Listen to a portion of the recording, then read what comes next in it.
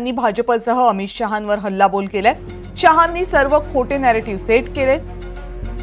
महाराष्ट्राचा स्वाभिमान विकण्याचं काम सुरू आहे। महाराष्ट्र आणि महाराष्ट्राचा स्वाभिमान विकण्याचं काम सुरू असून संविधानाला धरून पंतप्रधान नरेंद्र मोदी यांनी कधीही कारभार केला नाही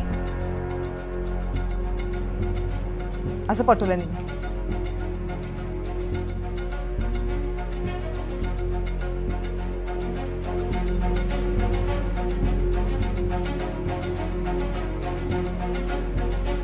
त्याचे मास्टरमाइंडच खोटं नेरेटिव्ह निर्माण करण्याचं अमित शहाच आहे, एक्सपर्टी आहे।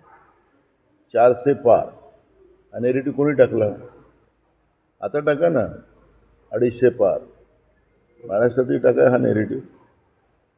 ज्या पद्धतीनं लोकशाहीचं